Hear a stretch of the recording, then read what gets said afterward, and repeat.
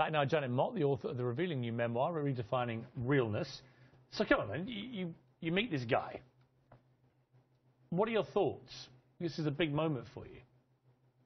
For me, I was just in love with another person, and I think that he was also falling in love with me.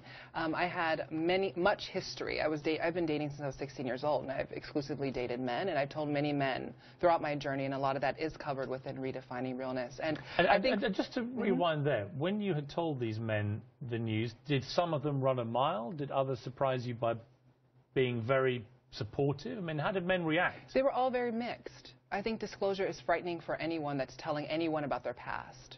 And for me, I think that the through line there is that we're all looking for someone to love us for fully who we are, not despite of ourselves, but because of ourselves. And for me, I was incredibly lucky that I found someone that wanted to just love me. And also, he's lucky to also be with me. And that's something that must be also stated. See, of course. Listen, he's the lucky one here. Let's be under no illusion. But there you are. This guy's called Aaron. He's a photographer, designer. In fact, he designed the cover of your book here. Beautiful cover. It's a very talented guy, obviously. And you know you've got strong feelings for him, and he has for you, and you've got to tell him this news. It must be a big moment because you really care for him. It was major. How did he react? It was a pivotal moment. For me, I was the emotional one. Aaron he's a very steady, stable, even-tempered, loving man. And so he asked to give me a hug. And that's something that is talked about in the book. I don't want to give away too much, but we are still together, and I'm very happy with our dog, Cleo. Would you like to get married? Yeah, I would. You know, one day, yes. See, that suggests to me that maybe there's something going on I don't know about. No, nothing at all. It's just... Hasn't popped the question yet? Yet, no. But I would say yes.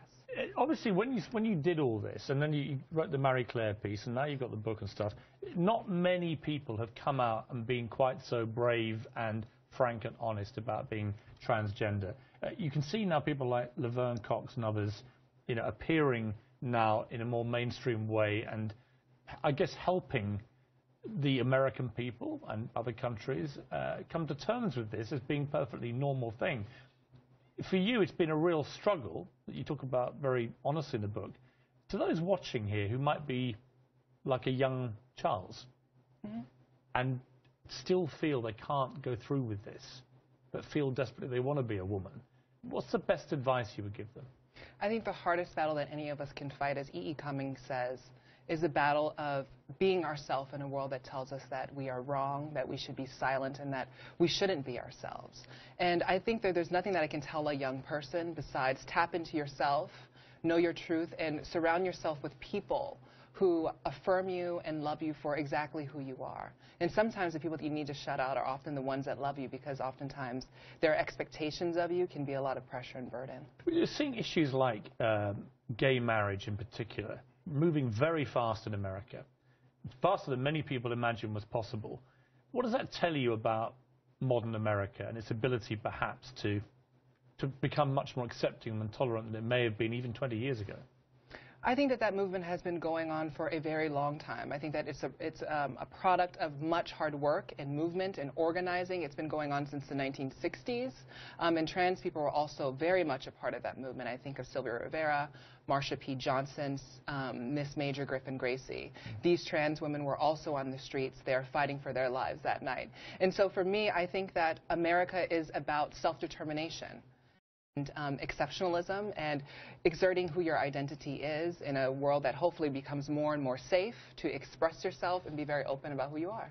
Well, I can't think of anyone better to be out there promoting all this than you, Janet Mott. It's been a delight to meet you. The book is called Redefining Realness, My Path to Womanhood, Identity, Love, and so much more. And if I'm Aaron, I would be getting down the jewelers. That's a little word of advice, mate. Thank you so much. Good to see you. What a remarkable lady. There's a massive storm barreling right now across the country tonight that could affect 120 million people.